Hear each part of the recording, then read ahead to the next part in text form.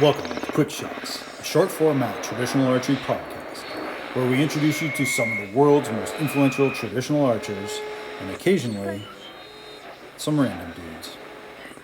Hey everyone, welcome back to Quick Shots. I'm your host, Mick Chambers, and we're here with John Demmer. Hey John, how are you? Pretty good, Mick. How are you doing? Thanks, man, for being on the show. I appreciate it. Thanks for having me. No worries, none at all, man. Thanks for being here. So you can't talk Barebow without talking John Demmer. You're synonymous with Barebow. Infamous. Infamous? I don't know about that, but you've certainly brought a highlight to the sport. I don't think I'll be honest with you, I don't think I'd ever even tried Barebow until I actually saw you shooting Barebow. And I was like, oh, that's pretty cool, man. Yeah, you just got to bring a good spirit and some high energy and kind of try to make it as infectious as possible. Yeah, and I think you've done that. You've set the tone for Barebow. I don't think anyone says, oh yeah, those Barebow guys aren't fun. You know, yeah, I mean? A bunch of snobs, elitists. No one says that. No one says that. It's so much fun being around the Barebow guys. But it's serious too, right? I mean, you're a champion, and that's amazing. It can be serious at times. Yeah. Well, it's dead serious. Only if I'm going against like Dwayne or somebody that kind of caliber. You got to be on your A game. Yeah. There's some good kids coming up too. Daniel's pretty good. There are, yeah. We get to do a little shooting against each other here in about a week and a half. So looking forward to that. And that's the outdoor nationals? Yeah, outdoor nationals. Yeah. We have a couple good young kids. Even like I'm hoping Brian Way sticks with it. He's like 26 years old and just shooting awesome when he does shoot. It's kind of like Grayson. Whatever. Yeah, that's funny you bring up Grayson, man. I see him traveling a lot. I don't see him shooting a lot anymore. But, yeah, I think he's getting all that traveling in before he gets married. No, people who are watching the show maybe not know the names that we're talking about, but I'll tell you, they're pretty iconic in the Barebow community. Hey, do you think I've had a question that I've been wanting to ask you forever? Is Barebow traditional archery? Oh, it's all traditional. I would say it's traditional on steroids. Okay. That's funny. No, it's true. I mean, you get some slack, right? You usually get slack. Okay, well, you guys are doing this, or you're aiming with the tip of the arrow and that sort of thing. So we're not using the solution. Little gray archer reference. Yeah. There you go. You're a very colorful dude, man. I think that's what makes it exciting. I think when the new guys get into it, I'm like, they must know who you are, and it's like, hey, I want to be that guy. So you've had a lot of success. We're going to talk. We talked before the show. We're going to talk a little bit about failure though here, and I think typically I would ask you, hey, what's your setup with all these different questions? that we typically have someone on the show to talk about, but people know you, and if they've never seen you shoot or they don't know what you're doing, then there's other videos they can go watch. But let's chat a little bit. So you said you wanted to talk a little bit about failure. I've never seen you fail at anything. Well, this might be an interesting conversation. It might go really good or it might go really bad. We'll see. I can edit. I can do all kinds of stuff, man. That's good. Hopefully you can turn something really bad into something really good. Well, people should go watch my ETAR experience video because it's really good. I spent a lot of time on it, so I'm going to give it a little plug right now while people are tuning in to listen to JD3. But I'm interested too. When you said that, hey, let's talk about failure, I was like, I don't know if this dude knows what that means. So I'm like, okay, shit, we'll do it. I'd rather talk about how successful you've been in trophies on the wall, Team USA, all those great things, world record holder, multiple world record holder. But where does the failure come in? Like, I mean, where does the pressure come in for you, John? It's a part of like every success story that you need to have your failures. It's just a matter of time. Very rarely does someone come along and is just like at the peak right away. Like Michael Daniel is doing really, really well, but he started down here, but he rose really fast. But he started down here like a lot of us. Yeah. So a lot of my failures came in the beginning, and I think the hardest thing so far for me is learning different disciplines and how to try to master them. Coming off of a 3D shooter, going into indoors was relatively easy transition, because it's a lot of the same similar distances. But then learning field, picking up field, failed a little bit in the beginning, but luckily got caught on that one pretty good. But the 50-meter and 60-meter game was the hardest for me to try to figure out. That one didn't go so well right off the bat. Um, Really. yeah, I lost to someone, and Yeah. then the year after that, I think Stonebreaker got me. Yeah. That old son of a gun. Yeah. He was relatively young then. I think he was only like 68. But it's a part of the process, and it's something that you have to learn from. And to be successful at pretty much anything is you got to learn from your failures. Um, you don't you don't fail at something and then just not take anything away from it, because your chances are you're going to probably repeat yourself and go down that slippery slope, or even get even worse, get worse. Mm. So that was my biggest hurdle, I think, so far in archery, was trying to figure out that long distance game, because it took a lot of adjustments. I played the speed route, like some people try to do all the time in 3D, but learned pretty quick that a very fast arrow with a very light point, it's not so forgiving, especially when the arrow's super short. It got my point on, but then just scores just suffered, and eventually learned, because all the guys that were shooting pretty decent, they weren't really good at indoors. I mean, they were okay, but they weren't like really good at indoors. And so I'm like, you should be able to hang with these guys. And then just Yeah. paid attention to what they were doing, and learned what they were doing that was different than me. And so I took that failure and try to transition it into something that would, I don't know, give me more chance to succeed. And so I changed my anchor point and changed my arrow layout. Went with a longer arrow with a heavier point, and sacrificed a lot of speed, and started doing a lot better. So you talked about two things. So two things were really interesting in that. One, you talked about the tactical way to get better, right? You talked about equipment, you talked about changing a few things around, but then you also talked about the mental way of getting better as well. And that's learn through failure. And I think that usually separates people who are winners and people who are, I'm going to say it, losers, right? Losers don't take anything from failure. They just continue to lose. And I think you said something really, really important there. And typically we get newer archers into the game, and I want to keep people coming back to it and saying, yeah, it's really good. It's frustrating at times. And even at your level, it sounds like it's frustrating sometimes, but you take that lesson, you learn from that, and you get better. I love that. Just love Yeah. that. So, and sometimes you get stuck in a rut, and it's kind of a slippery slope there too, because that can kind of lead into not doing well for a while. And then you just got to remember, okay, what happened last time when this was going on, and you're like, all right, I remember the last time I kept screwing this up. I changed this one thing. I'm like, all right, well, let's try that again. That's Redid great. it. Redid my bow, redid everything, redid it to the way I shot before. Boom. Back to the pound in the middle again.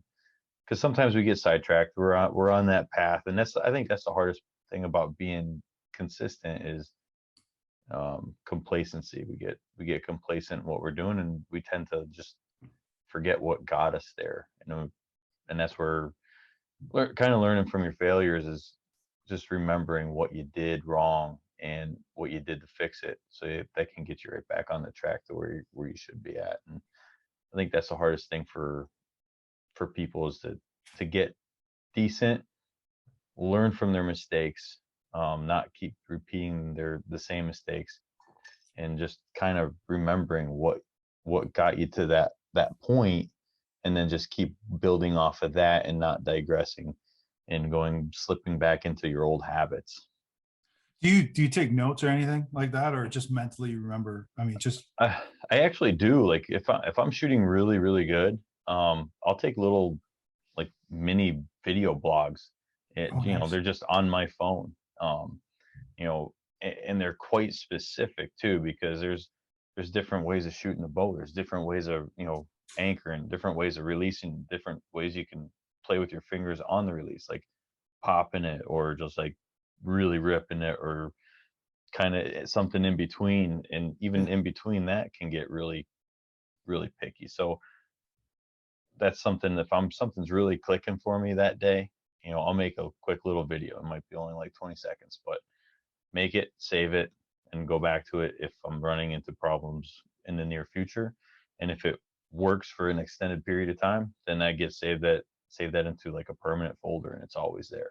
that's awesome, man. That is really But good. it's everything. It's like it's the release, it's the bow shoulder. Okay, is it my bow shoulder need to be like this or like this, or what's that magical thing that's clicking perfect? And same thing with your head tilt. And yeah, it's very important to take notes, both like on everything. And if something really, really works, you need to save that note and not lose it, not forget it.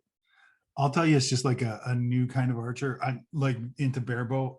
That was a huge part of my problem. That's why I asked you that question, because I would come down here and I'd shoot like at 18 meters and I'd be like, okay, well, I'm getting something that's really working really well. I put the bow down. I couldn't shoot the next day, come back at it. Then I'd start from beginning. Like Yeah. I completely forgot what I was doing that made it work Yeah, well. you made a little progress and you set it down, which is fine. This is good. But you forgot everything. And Yeah. it's so funny because a lot of times a lot of the new people do, even I even see some of the experienced people do it. They do everything based on feel, Yeah. but they have no mental checks, nothing to fall back on if in case something goes wrong. Yeah. And it's hard. I used to shoot that way a long time ago. Coming up, I shot the first IBO I ever shot coming up. I mean, I'd take a handful of arrows, like freaking like 15 or 20 arrows, and just chuck them in the yard anywhere between 5 and 27 yards, because I think 25 was max. Um, for the trad class back way, way, way back when. And I shot instinctive, and I just grab an arrow going 10, perfect. Go to the next arrow, 10. Dude, just smoked it. Like I was shooting so good. And then I had a little accident with my string, and my string broke. Well, I never kept notes. I had no idea where my knock point was, no Okay. idea where my brace height was. And so, as an archer, instinctive archer, based everything on feel, that was it. I was done. I was lost. Did the best I could at Worlds. Did okay, but man, it was just, I lost all the feeling because I kept no notes. I couldn't even Don't fall believe back it. on anything. How many years ago was that? Oh, 2000, I don't know, So 6, something like that. in the So 2000s though. Okay. yeah, So not, I mean, it was a long time ago, but that's pretty yeah, awesome though. You used to shoot instinctive and then just kind of, yeah. that's funny, One man. year or One. one event, and then I Okay. noticed. I talked to everybody that shot better than me. Not one of them shot instinctive. I'm like, okay, we're fixing that next time. So you learn from that kind of failure too, then, right? Yeah, I, yeah, like right, like yeah. I learned that really fast. like So I'm like watching. I'm like, I'm doing really good. I got feeling really good. I'm like, I think I went into it in like fourth place in the final day, fourth or fifth. I can't remember, but it was pretty tight. And 4 targets in, I'm like 2 points off the lead. Like I just like 10, 11, 10, and then an 8 on the turkey. And then the feeling went away. Like I couldn't get anything. Like it's instinctive. Like just pull back, put down there, boom, pop a good shot. And if you're shooting instinctive, the releases should be good every single time. yeah. But something wasn't lined up right, and I started shooting animals in the rear, in the head. And I'm like, this is nuts. Like everything feels good. What's going on? And then I'm watching Rod Jenkins. Boom, boom, boom, boom. I'm like, all right, let's learn something today. We just did a clinic with Rod. He's a good dude. It was kind of fun. He was Cody from the Trad Lab. had them out here in Kansas City. That was fun. That was a fun little clinic, man. There was a Yeah, lot of good shooters there too. A lot of good guys. It that's was a good. fun time. He's a good dude. Yeah, Um, yeah, yeah. and I think We chat once in a while, kick some ideas off each other once in a while. He's a pretty good dude. that's good, man. That's great. That's great that the old school can, talk to the new guys. I mean, you're not new, but you're new, right? I mean, I'm getting old. you think you're getting old? Seriously? I'm getting Uh, old. Is it good? I Yeah, mean, we just I'm talked not about like Stonebreaker. I'm not old like Stonebreaker and Dwayne, but I'm getting old. Dude, are you feeling it at all? Like, I mean, does it mean you can't fish as long or something? No, I can fish. I just might not be able to move as good next morning, That's funny. especially Well, wrestling the salmon around. yeah, I want to talk to you about your fishing too, because you do a lot of fishing. I find like most of your, I like if a guy at your level, I post about 1,000 times more archery pictures than you do. You post mostly fish. So I guess when you're good, you don't have to show it, right? You just don't have to show it. But the point is that I see you fishing a lot. Yeah, we're lucky where I'm at. We got a couple good trout streams in the area, and I really like that because it's kind of like the way I the way I fish is kind of like the way I shoot. It's very like tactical. You know, you got to pay attention to the details to be the best you can at that particular style. So I like to tight line everything and try to like you have to pay attention to everything. You got to be cognizant of what's going on, your surroundings, like water temps, like everything, and seams, just like you do with the like barebow. You got to pay attention to your alignment. You got to pay attention to your fingers. You got to pay attention to the wind. You got to pay attention. If you just go up there and just do whatever, like if you're gonna throw your nymph over there, or you're just gonna shoot an arrow, just what for whatever reason, you know, chances are you're not gonna be very successful at either one of Yeah, no, that's a good point. It's a good point. Let's get back to failure. So what would you consider your biggest failure today in them. Oh, in your barebow career? uh, well, the hard, I think, like I said earlier, I think the hardest thing I've had to learn was to shoot distance. Um, so that was a lot because that took, oh man, it took a long time to kind of master that, longer than it probably should have. That I mean, there's a couple disappointing things. I know Field Worlds a few years ago went in leading. Uh, I think I qualified first and then got knocked out the first round. Um, that sucked.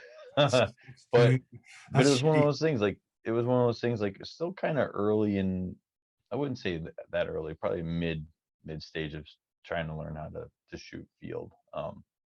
Relatively new because I only shot it for like a year, Mhm. but that was a that was a good learning experience because I got to learn my shot a little bit more. Um, didn't really pay attention to a lot of things back then, and that kind of helped aid to my failure because everything felt good, but obviously something wasn't lined up. Yeah. And it went the same way for the team rounds too until like until we got to the gold medal match, and then everything just clicked again, and it was amazing. But that's probably my most disappointing one, I think, because I was shooting really good then, and then just all of a sudden just lost feel, like something wasn't right and couldn't figure it out. And I think now looking back on it, I think I know where I screwed up, and I was over amped and overdrawn a little bit, and everything felt good, but probably just getting a little bit more contact than normal because just amped up a little bit. Yeah. So what was the lesson there? uh it was just stay in yourself, don't get too excited, don't get just just learn my shot a little bit better. I think that was the biggest lesson because since then it's been pretty consistent. If I'm not having a great day, then I'm not having a great day for pretty much the whole day. It's not like I'm really on fire and then just all of a sudden drop it anymore. It's been pretty consistent. So that was probably my biggest lesson there, was um, learn my shot a little bit better, learn what in my shot worked so I can fall back onto it. Yeah. But it's still your worst. So explain to us kind of what your bad day is. Like, what is a bad day to like Ooh. a top level archer like you? Because it's certainly Um, not a bad day like I have, right? On my best day, yeah, yeah, and it might sound a little arrogant. it's okay. So Yeah. We that's the expect that hard from part. you. Like, We because like expect that even from you. conversation. Um, but like indoors, to like kind of just maybe put a score to it. Like indoors, if I'm shooting 550s, it's not a great day. Target, if I'm shooting 640s, 650s in practice, it's not a great day. Um, so like right around there. I don't know if What's that. the so okay, so then what's okay when you're thinking about, hey, my perfect day, is your perfect day on the 50-meter range? Is it on the stage at Lancaster? Is it in a field course, or what would you rather be doing? What's your favorite thing to do? Oh man, I wish we had field, but we don't. Yeah. Field sucks. There's no money in field, so there's never any turnout in field, and I think it's the funnest game because it's not the same shot. I think it's 3D on steroids. Because you have way more arrows to shoot. I mean, even it doesn't just pick one. World Archery or NFA. NFA, you get 120, 112 arrows a day, for 2 days, and then the last day, if you're good, you shoot 28. For World Archery, you shoot 72, 24, yeah, 72 arrows each day. Yeah. And you shoot from 5 to 50 meters, and you can shoot side hills, up and downs. Um, a lot of 3D stuff is kind of, for me, is I'd rather not do that anymore. It's too not enough arrows. It's like If 20 I'm to gonna pay 30 if arrows I'm a gonna day. pay to travel, I want to shoot. I shot that NFA roundup, man, and I went through the arrow list with a friend the other day. I shot 112 arrows one day, 112 the next day, shot 28 the next day on top of shooting 60. The following day I shot 60 plus 60 more in shoot offs, and then the last day I shot 90, all competitive arrows. Can you I can't how can you focus that for that long, for that many shots? Just I a lost focus the last day. I had two screw ups, that I regret, but because I was shooting really really well. Um, but it's very very hard. Because it's that one was mentally draining. That one, I gotta be honest, I did have some relaxing time with like a good friend Joe, who we did some nymph fishing out in on the James River. But mentally, it was that one was tough. I didn't get mentally fried until the last day. yeah.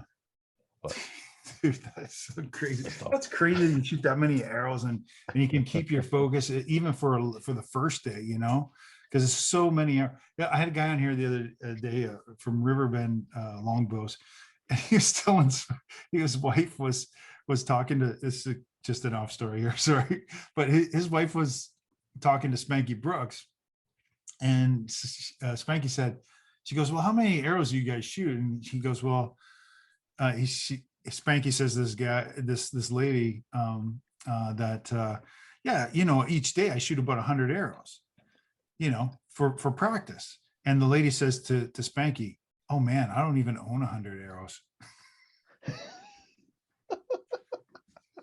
It's like that was hilarious, man.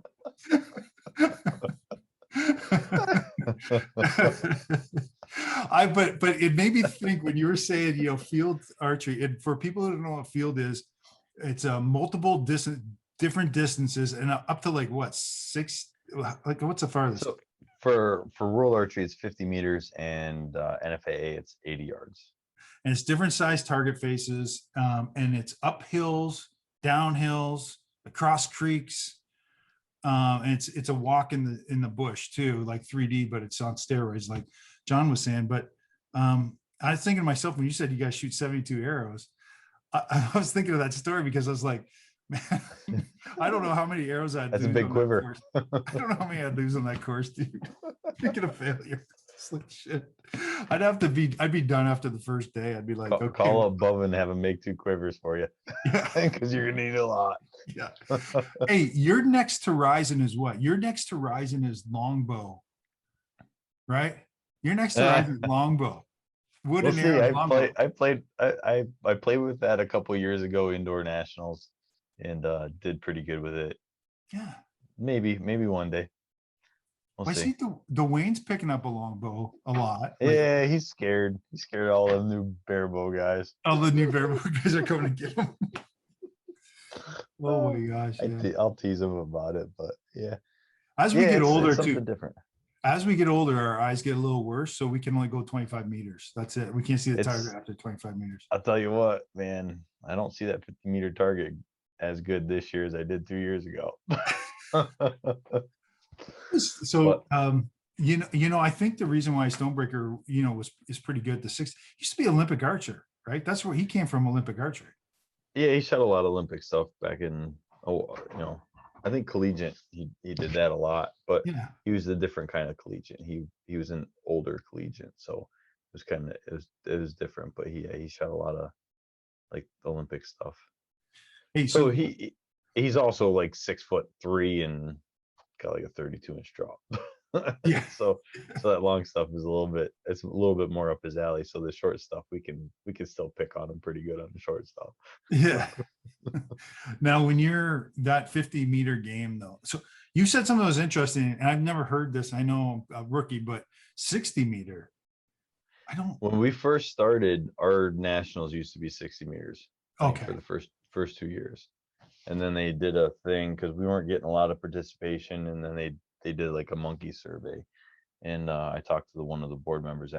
He asked me what I thought, and I gave him my ideas that, like, don't make it any farther than it needs to be. Like, there's nothing else Barebow ever shoots past 50. If you want to cross recruit people to shoot field and try to make the field team and shoot the world game stuff, get them to shoot 50. And then once they learn that they can shoot 50 pretty good, then they just have to redo their bow, knock a pound off of their bow. They could probably shoot the same arrow and shoot it for field. And they took the idea from quite a few people and turned it into 50 meters, and then it started doing pretty good for participation. And then Hakeem Hassela from Sweden put in the motion to make an official round, and they did, and that's where we're at now. That's awesome, man. That's awesome. And so that's next weekend. That is next weekend, yeah. I can just tell you, everyone I've had on the show that's gone on to a tournament the next week has sucked bad. So just talking about failure. Just talking about failure. I gotta shoot. Touch wood. I gotta shoot Sunday, so we'll see. Maybe that'll be my failure. Touch wood. Okay, you're shooting. Oh, okay. So touch wood. I'm shooting a local one Sunday. Because I'm shooting pretty good. I think I can give a run for the record. So I'm gonna try to get that one under my belt, because I haven't shot anything for 50 meters yet this year. So there's a local 50. Is that what you're saying? Yeah, there's one down in like Philly area. So I'm gonna give that one a whirl. It's a double round, so we shoot 144 arrows in a day. That's awesome. It's probably gonna be like 90 degrees. And it's gonna be 100 degrees. Humid. Sweat just pouring off you. Your tabs flying off out of your hand. I shot that one year with Rich Barker and Eric Yost, and we shot it took us 8.5 hours, and 6.5 of those hours it rained. We got like 4 inches of rain. Yeah. That's like no fun, man. Hey, speaking of poundage, how much are you pulling back for the 50? For the 50, I'm up to like 42.5. So that's where I settled at this year. It's about where I settled the last couple of years.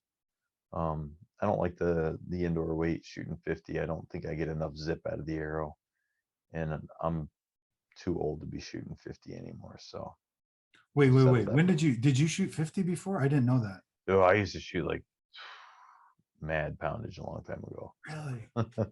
My first indoor I ever shot was with a 77-pound on the fingers longbow. that lasted 1 year, so that was a lesson. Oh my god, that's hilarious. You should show up with that bow on Sunday. Shoot 177 arrows. I sold that baby. I sold that thing like I got it off of the classified section at the leather wall. I don't know what that is. What is that? Sold it a year later. Oh. Did you say the leather wall? The leather wall. Yeah. I don't know what that is. Oh no. Is that a You're forum? not trad at all. You're a No, maybe poser. I am a little bit of a poser. Yeah. Stick faux leather wall is like the OG online forum. It's still running to this day. Oh wow. Yeah. No, I Yeah. know all the other. It's not a very organized forum, but yeah, it's got a lot of the old hats in it. So That's funny. it's not really monitored that well, so the conversation can get a little interesting. That's funny. That's funny. I usually Hey, just troll it. I don't usually post anything, but once in a while. hey, getting back to let's stay on the long game for a little bit. Getting back to failure, and speaking of the Olympics, we weren't, but I'm going to give. You want to talk about how quick Dvoinis got knocked out? Is that what you're talking about? No, what are you talking about? Straight matches. Hey, either let's talk about the American team. Let's talk about the American team. How do we do? All right. Yeah, Not that great. I don't think terrible. Mac did pretty good. Mac did really good. She did better Yeah. than I think most everybody expected. Like she Was it rose and did 7th? good. She finished fourth. Fourth. Sorry. Yeah, Mackenzie finished fourth. I'm gonna butcher her name, so I'm not even gonna attempt. I don't think I want to attempt it. Casey did all right, Yeah, and the young girl. Casey was seventh. She was the 7th. Yeah, and then the young Casey finished 9th. Okay, ninth. somewhere down Yeah, there. and then the other young girl finished 9th, and she took the number 1 seed to like the 5th set. So she did really good. The women did pretty good. The men, okay, but it's tough. Set system's tough. I hate it because it induces a lot of luck. Because you always hear, I hate it when like accuracy sports involve luck. Because you could shoot against the guy who shot against Kim Woo-jin. Kim shot 30-30-30. Boom, he's gone. And then the next match, Kim shoots like a pile of 8s. Yeah. You ran into the wrong guy at the wrong time, and then that guy doesn't move on. It's a tough pill to swallow because it's tough. There's a lot of luck involved. I remember Lancaster, the one year I shot against my friend Jared, and Jared laid down the second best score in the whole top 16, but I shot the highest score. So he was gone. If he faced anybody else, he would have been moving on. The guy who ended up winning it shot the lowest score that round. So it's like, I hate it. It's tough. It gets some people more interested in it or more involved, but it's tough if you're on the upper end. It's more stressful. It's hard. Yeah, but don't you think if you're consistent, it's good for consistency? Olympic wise, I don't think so. I think it's horrible because like it was weird. I think they do like a major injustice for showcasing the talent. Because I remember watching the events, and we watched it live because we stayed up late. Yeah. And like they shoot their match at like, well, our time would be like 10:30 or something, and then boom, they're on a 4-hour break. They shot 9 arrows. Now they're on a 4-hour break, and then they come back and shoot the next match. It's cool. It's hard. It's really hard. I think it would be awesome if they did. I don't know if you watch any of the other shooting sports. If you watch any of like the skeet. I watched the pistol. I watched the skeet. I watched the skeet. Boy, that would be an awesome format to have. You just line everybody up. You shoot, and 8, whatever, 10 arrows in, boom, cut. Next 10, cut, and just keep moving, and keep everybody moving. And you can watch. You could probably get some like awesome shooting where you're shooting like 10 for 10s, but that was pretty cool. I liked watching the skeet. The skeet was pretty fun to watch. I think all the rifle shooting was like that too. All the pistol shooting was like that too. At the end, they have like 5, 4, 3, 2, and then the winner at the very end. Yeah, some of those people are incredibly good. I used to do some great reaction time on those guys. Oh, on the skeet? Are you kidding me? Yeah. Dude, I can't even crack my barrel and catch the shells when they come out. They're that fast. Like, you know Yeah. what I mean? It's just like they're not even looking. You know, when they, you Yep. know what I'm talking about, when they crack the barrel and Yeah. they throw them out. I'm like, I can't even do that with mine. I'm just like, and I'm looking, I'm like, We got a pump action and we can't even do it. you can pump action, you just grab it. Have you ever shot ski I shot clay a long time ago for or like clay? local field events. I don't know if you guys had that up there, up your way or not, but Yeah. it was kind of it was kind of funny back in the day where nobody cared. You know, there'd be like a, you know, the adults would be drinking beer and we'd be shooting rifles and pistols and stuff. Dude, I live in Kansas. I live in Kansas. What makes you think we don't do that all the time? But that used to be like, we used to have field days like every year, like every county or something would have a field day and we just go around and shoot a bunch of the field days. Um, but yeah, that was, I shot claybirds then, but that was pretty much it just for that, because they Oh my had God. like a trophy for all around shooter. I think you should. I think you should give up barebow, and I think you should go into. I think you should go into trick shooting, uh, archery trick shooting. I think that would suit you good. That'd be the calling. You post a few TikToks on you. You got to catch up to. You got to catch up to Frank's TikTok. Frank, yeah, Grace and I make fun of him for all his TikTok stuff, but Don't make fun of him. He's just trying to be. He's trying to be relevant. You guys are so mean. yeah, I know. He does a pretty good job for an old guy. I think his daughters help him out a little bit. I think so too. Yeah. Frank took me aside when we were at ETAR for about an hour.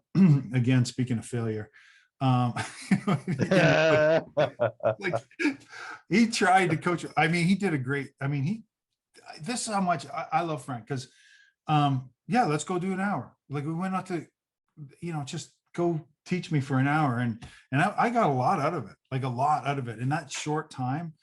Talking to him, I got a lot out of it. I thought it was fantastic, man. If any people are listening to this and they haven't, Frank Madonna, we're talking about, and the Barebow project, you haven't hit up over there, get over there, man.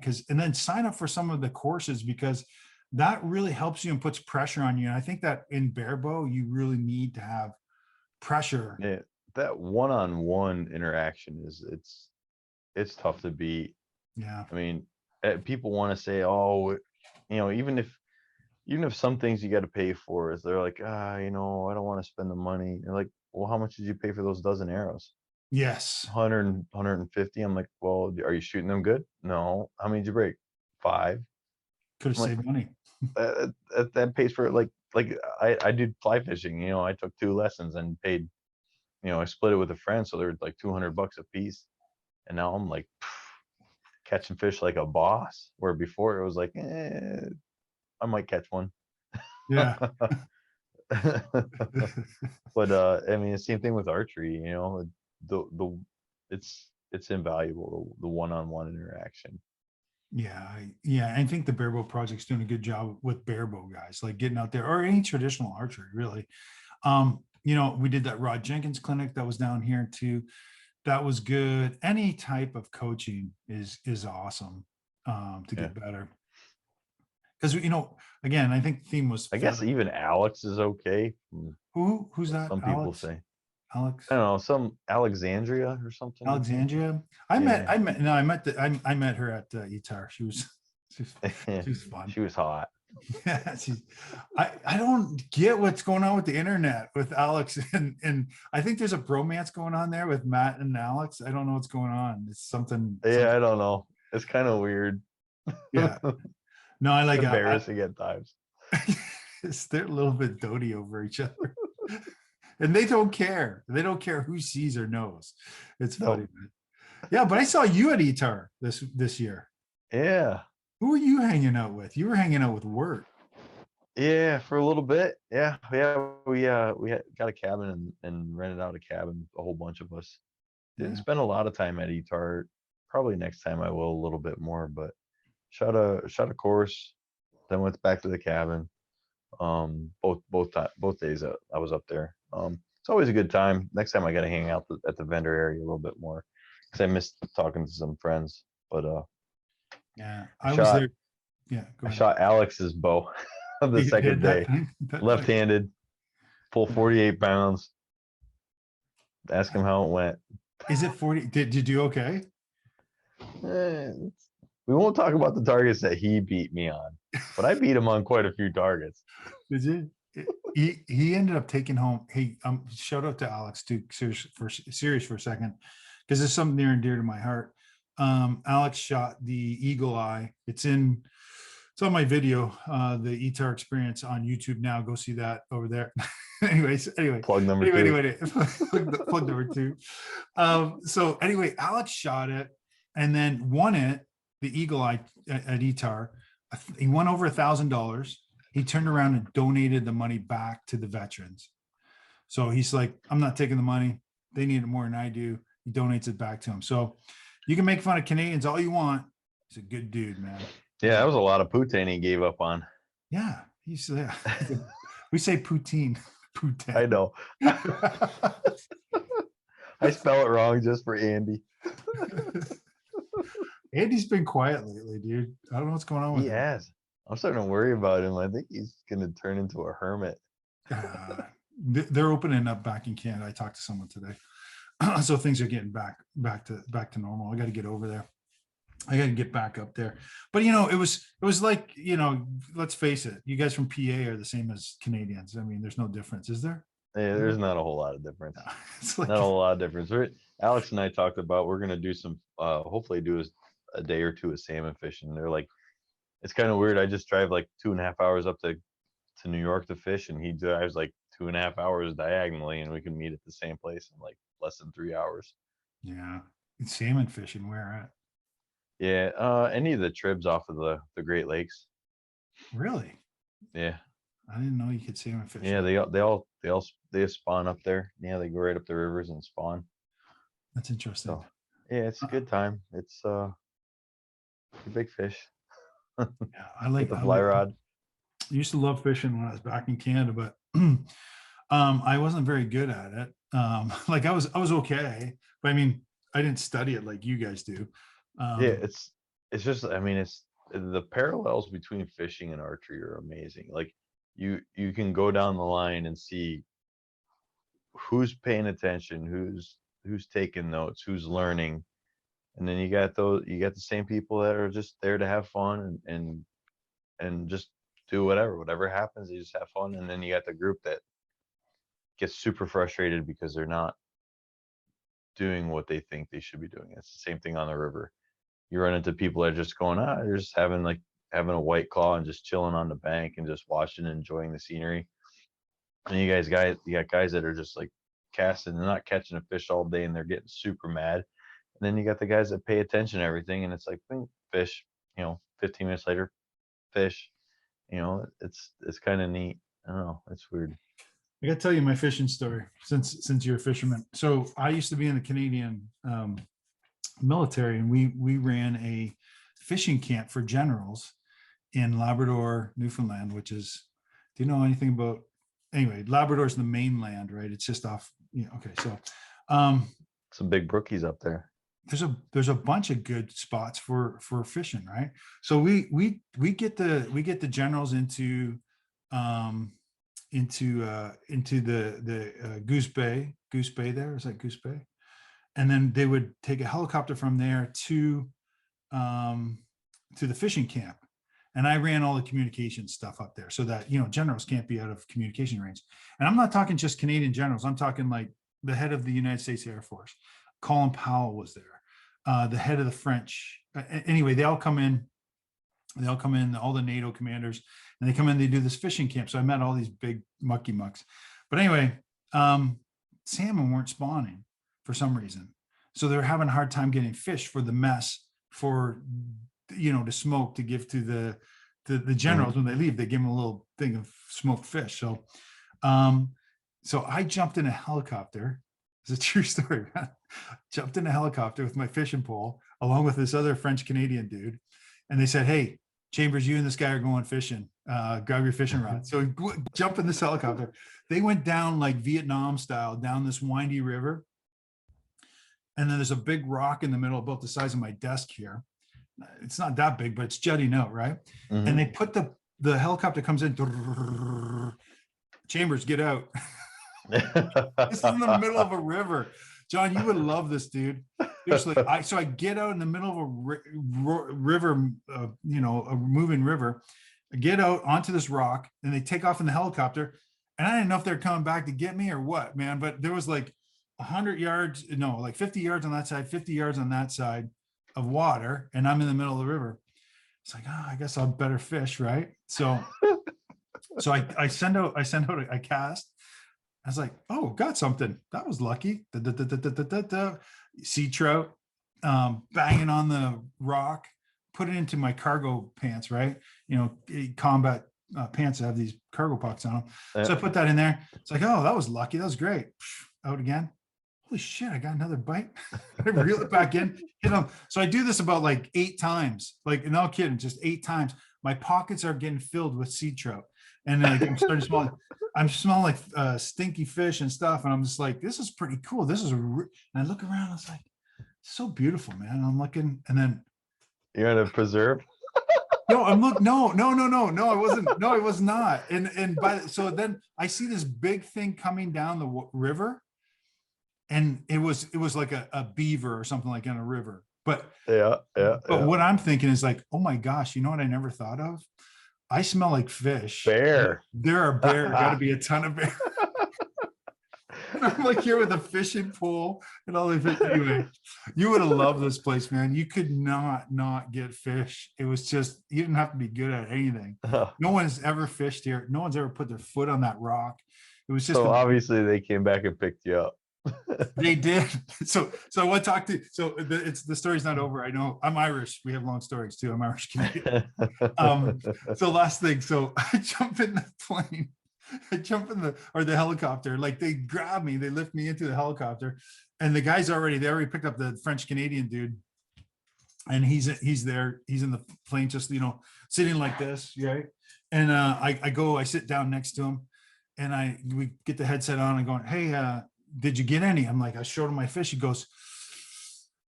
looks at me, no, and I go, like, why, right? And he turns his head, and he's got his fly stuck in his ear.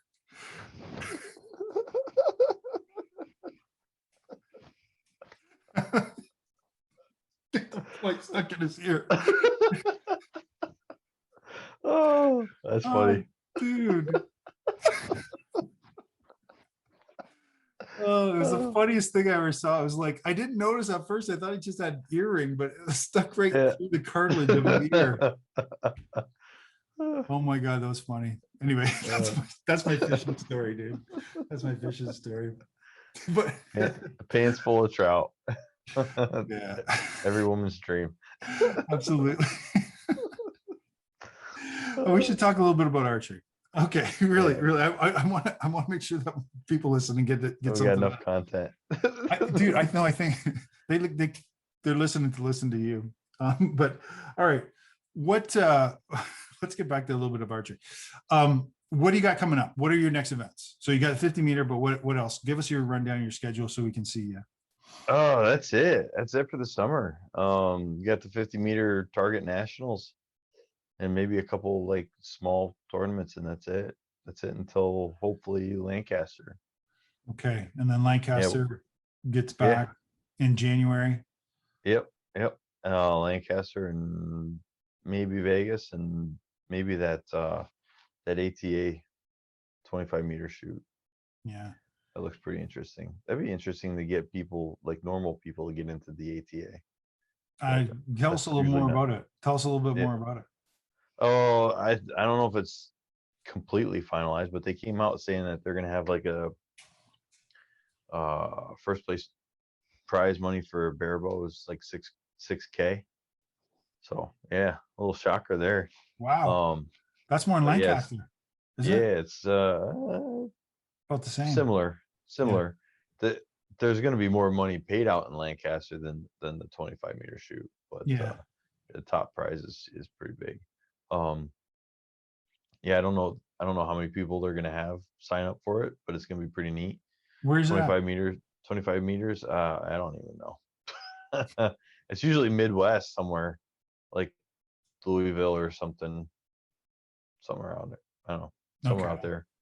I'll look Yeah, I at it. don't even know like all the details and stuff, but yeah, it's gonna be at the ATA show.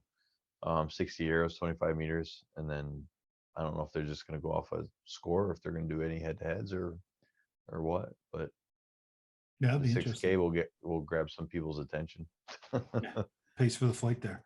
Yeah, and it's neat because like we never really shoot 25 meters for anything. So No, you gotta take a couple paces back from where yeah, we're. yeah, and I Hey, think it's gonna be on the 60 centimeter target too. oh, oh, That's how that. So our indoor nationals used to be a 25 18-meter round, like a long time ago, like back in the 50s and 60s, 70s maybe. They used to shoot the first day at 25 meters and second day at 18.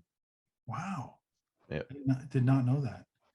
Yep. Like on those NFAA targets or like the No, the multicolor. multicolor ones, right? Yep. Yep.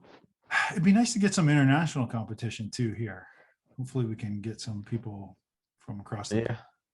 be good. Yeah. That one might do it. I don't know. Probably not. Probably not though. But Well, hopefully Lancaster pulls some Lancaster Yeah. pulls Hopefully. some. Yeah. Hopefully Lancaster keeps pulling. I'm really hoping Vegas one day changes and gives us a championship class, and that would pull some international shooters for sure. It's been pulling some, but give it the championship status, and they'll pull more. Yeah, there's more of an attraction to go, because you can convince the wife or the husband to go with you, Yeah. and it can be a vacation, and you can tie it in when you're in Vegas. But going to Lancaster, Pennsylvania, I don't. Is there a lot of gambling goes on there? Oh, there's a couple towns you can visit. You can visit like Middlesex and I don't know, towns like that.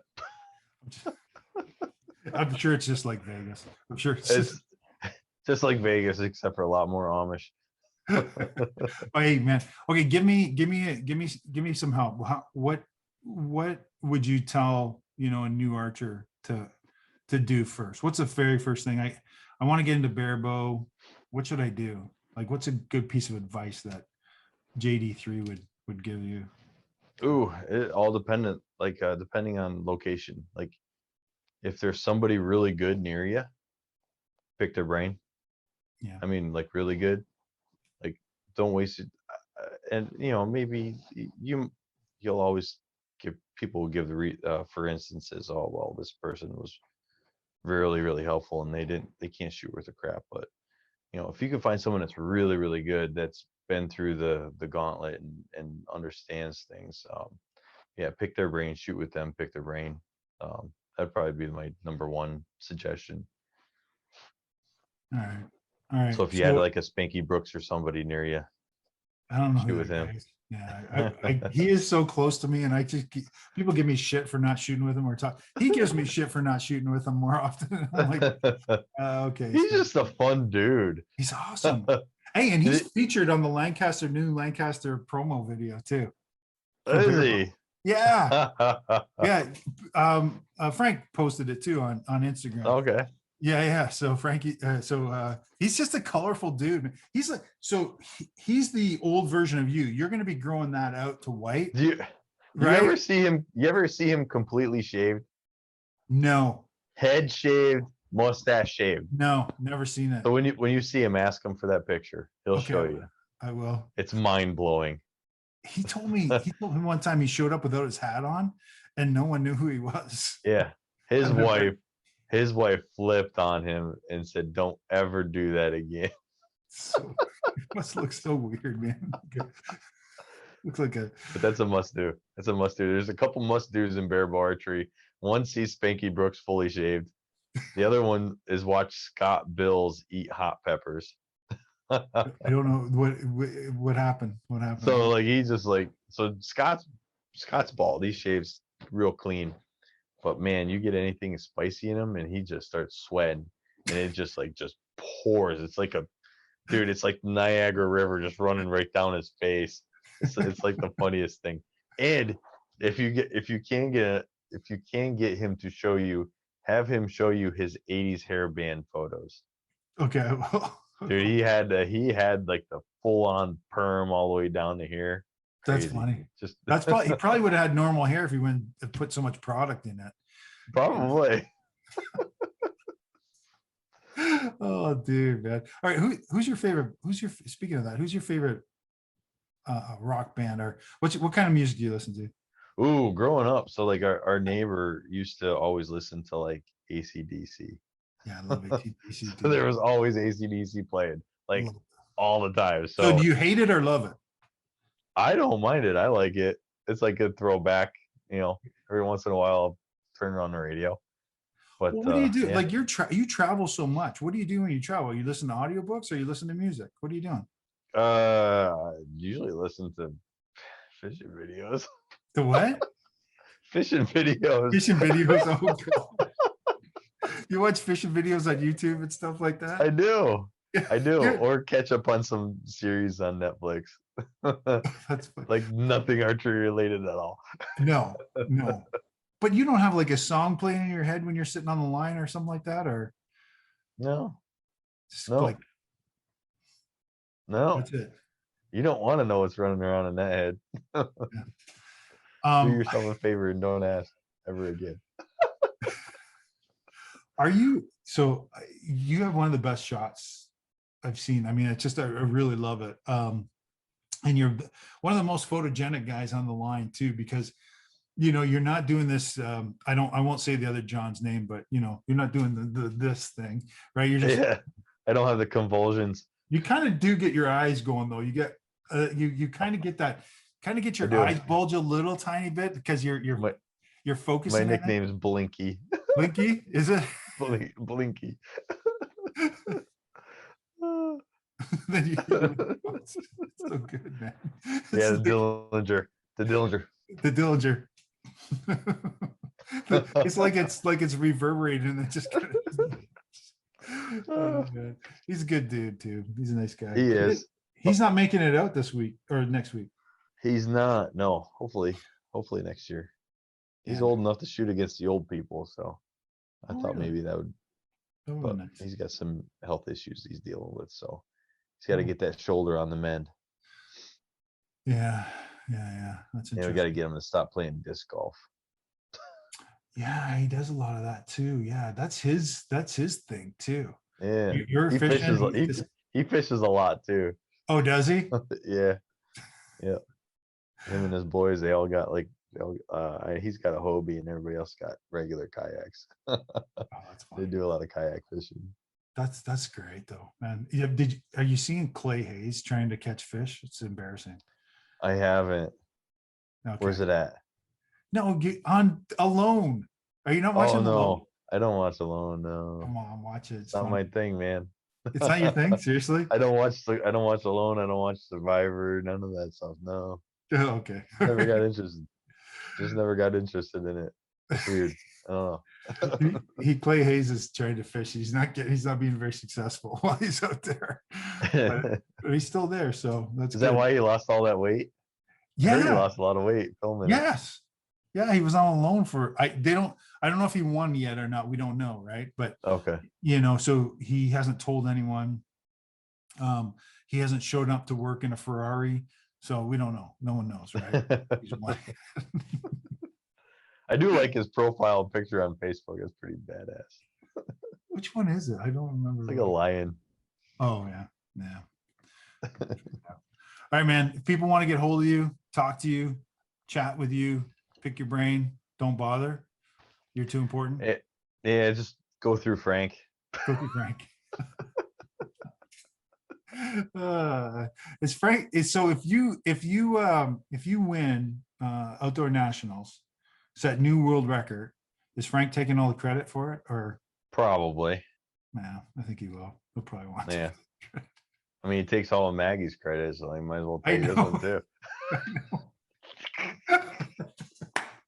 Oh yeah. Hey guys, again, we're talking a little bit of code here, but for people who don't follow Barebow, Maggie's one of Frank's students, and she's killing it. She's crushing it too. So in Barebow.